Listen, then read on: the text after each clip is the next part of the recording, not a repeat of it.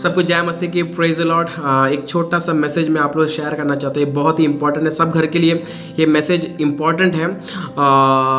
मैं 2 हफ्ता पहले मेरे एक दोस्त के घर गया, जाते साथ वो घर को हम देखा तो वो घर तोड़ रहा था, इटैची ला के घर को तोड़ रहा था। तो उसके पापा से मैंने पूछा, अंकल आप एक घर क्यों तोड़ रहा है? तो उसके पापा ने मुझे रिप्लाई देके बोला, बेटा ये हम लोग नया घर बनाना चाहते हैं, इसीलिए घर को तोड़ता है करके। ऐसा बोला। दैट इज़ गुड, बहुत अच्छी बात है, नया घर बनाना है, आगे बढ़ना है, दैट इज़ गुड।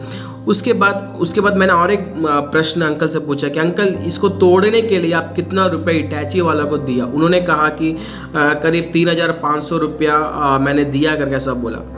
ओके, 3,500 रुपये और ड्राइवर वाला को दिया करके बोला, तो अच्छी बात। उसके बाद मैंने और एक सवाल पूछा, आप ये घर बनाने के लिए कितना रुपया आप खर्च करें? तो उन्होंने कहा, बेटा बहुत पसीना बहाया है, बहुत पैसा जमा करके घर को बनाया करके ऐसा बोला। कितना रुपया लगा? तो उन्होंने कहा कम से कम एक 10 लाख रुपया करीब लग गया था घर का सब मेंटेनेंस करने के लिए, सब कुछ 10 लाख रुपया लग गया करके बोला। इससे एक बात मुझे पता चला कि घर को बनाना बहुत ही कठिन है, लेकिन घर को तोड़ना बहुत ईजी है। आजकल का परिवार में चलता वाला एक बात यही है कि छोटा छोटा बात को लेके पुलिस में जाता है, छोटा छोटा बात को लेके घर का अंदर प्रॉब्लम्स क्रिएट होता है। जहाँ प्रॉब्लम्स होता है वहाँ सॉल्व के बिना ये लोग क्या करते हैं, उसको छोटा बात को बड़ा करते करते क्या होता, तलाक की ओर तक जाते हैं। तो पवित्र शास्त्र बाइबल में ऐसा एक वचन मैं आपको बताना चाहता हूँ। भजन संहिता 127 का 1 में ऐसा लिखा है, यदि घर को यहोवा ना बनाए तो उसके बनाने वालों का परिश्रम व्यर्थ होगा। ध्यान से सुनिएगा, यदि घर को यहोवा ना बनाए तो उसके बनाने वालों का परिश्रम व्यर्थ होगा। यदि नगर की रक्षा यहोवा ना करे तो रखवाले का जागना व्यर्थ होगा। तो वचन में कहता है, यदि घर को यहोवा ना बनाए तो उसके बनाने वालों का परिश्रम व्यर्थ होगा। तो मैं आपसे एक बात कहना चाहता हूँ, हमारा घर को तोड़ना बहुत आसान है। हमारे घर को तोड़ना बहुत आसान है। एक छोटा सा बात घर के अंदर करने से बस घर टूट जाएगा, लेकिन वो घर को चलाना बोलने से एक ईंटा से दूसरा ईंटा को जोड़ना, फिर तीसरा ईंटा को जोड़ना, इसी तरह एक एक करते जोड़ते रहो तब एक बड़ा अच्छा घर बनता है। वैसे ही प्रतिदिन हमारे घर के अंदर वो एकता रहना है। यीशु मसीह वही चाहता है। यीशु मसीह एक परिवार में आता है तो शांति को लेके आता है। यीशु मसीह एक घर के अंदर आता है तो आशीष को लेके आता है। यीशु मसीह एक घर के अंदर आता है तो प्रतिफल को लेके आता है। मैं क्यों कहता हूँ, आपके घर के अंदर यीशु मसीह का एक वास होना है। इसीलिए बाइबल में कहता है, यदि घर को यहोवा ना बनाए, हालेलुया। हम लोग अपना दिमाग से घर को बनाते हैं, सब कुछ चाहते हैं, लेकिन घर का प्रतिदिन का जो आवश्यकता है, प्रतिदिन का जो शांति है, प्रतिदिन का जो हम लोग का घर का जो आशीष है, वो कौन देता है? हमारा यीशु मसीह देता है। मैं आपको एक ही बात कहना चाहता हूँ, हमारे घर में बहुत सारा डिस्टर्बेंस है। सबके घर में, ऐसा कोई परिवार नहीं है जिसके घर में प्रॉब्लम्स नहीं है। Every family have a problem. हर एक परिवार के अंदर प्रॉब्लम है, लेकिन एक बात याद रखिएगा, वो प्रॉब्लम्स के अंदर एक सलूशन भी है। आप लोग याद रखिएगा, आपके परिवार के अंदर कुछ भी परेशानी चल रहा है, आप लोग बहुत ही टेंशन में चल रहे हैं, आदमी और औरत के बीच में नहीं बनता, फिर माँ बाप के बीच में नहीं बनता, भाई बहन के बीच में नहीं बनता, लोग बहुत ही लड़ाई कर रहे हैं। लेकिन एक बात याद रखना, अगर कहीं भी प्रॉब्लम्स है, एक बात याद रखना, सोल्यूशन भी वहाँ पर है।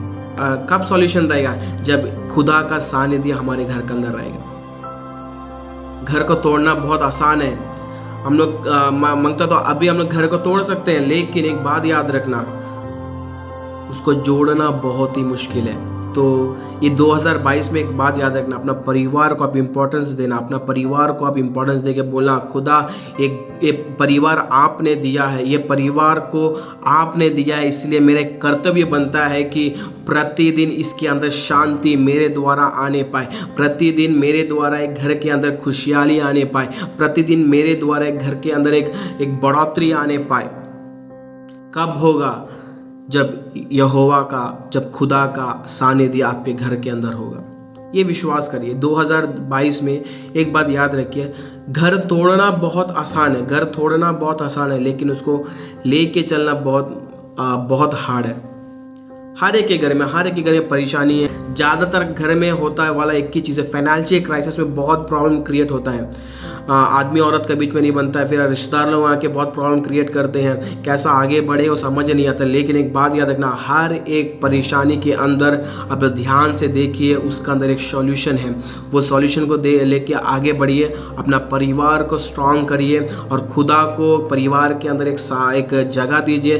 तभी आपके घर के अंदर एक आशीष, तभी आपके घर के अंदर एक समाधान, तभी आपके घर के अंदर एक प्रतिफल खुदा लेके आके देगा। तो उस फिर सॉरी को मैं पढ़ना चाहता हूँ, यदि घर को यहोवा ना बनाए तो उनके बनाने वालों का परिश्रम व्यर्थ होगा। यदि नगर की रक्षा यहोवा ना करे तो रखवाले का जागना व्यर्थ ही होगा। आमीन।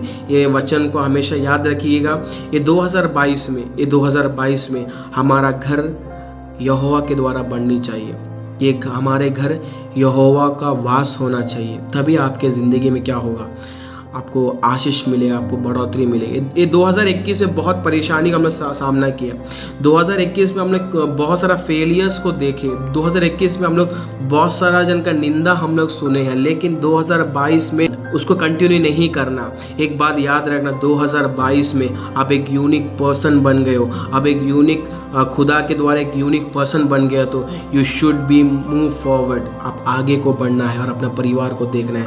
मैं विश्वास करता हूँ इस छोटा सा मैसेज आपको समझ आया होगा। हमेशा एक बात याद रखना, घर को तोड़ना बहुत ही आसान है, लेकिन उसको आगे लेके चलना बहुत ही मुश्किल है। ये 2022 में अपना परिवार से प्रेम करिए, अपना परिवार का वैल्यू समझिए और उसको बिल्ड करके आप आगे जाइए। जैसा बाइबल में कहता है, यदि यहोवा घर ना बनाए, बनाने वालों का परिश्रम व्यर्थ रहता है, जैसा बताया है, वैसे ही हमारा परिवार खुदा के द्वारा बिल्ड होने पाए। सबको परमेश्वर आशीष करे। एक छोटा सा प्रार्थना करके मैं समाप्त करता हूँ। सर्वशक्तिमान प्रभु जी, आपका धन्यवाद। जो भी ये प्रभु जी ये वीडियो देख रहा है, हर एक के घर में परेशानी है प्रभु जी, हर एक के घर में फाइनेंशियल क्राइसिस है प्रभु जी, हर एक के घर में प्रभु जी उतार चढ़ाव है प्रभु जी। प्रभु जी उन लोगों के घर में प्रभु जी आपका आशीष आने पाए प्रभु जी। प्रभु उन लोग प्रभु जी बहुत ही व्याकुल में बैठे हैं, लेकिन हम प्रार्थना करता है प्रभु जी, इन लोगों का परिवार के अंदर प्रभु जी एक बढ़ोतरी ये 2022 में प्रभु जी आप दे रहा है, इसके लिए धन्यवाद करता है प्रभु जी। आशीष पाने पाए प्रभु जी, हमारा नेगेटिविटी को प्रभु जी हटाना प्रभु जी, हमारे अंदर जो भी प्रभु जी बुरी बातें आते हैं प्रभु यीशु मसीह के नाम से दूर करना प्रभु जी। ये जो भी वीडियो देखता है प्रभु जी घर के अंदर प्रभु जी, उन लोगों के घर के अंदर प्रभु जी आप आशीष को दिया, इसके लिए धन्यवाद करता प्रभु जी। छोटी सी प्रार्थना प्रभु यीशु मसीह के नाम से, आमीन।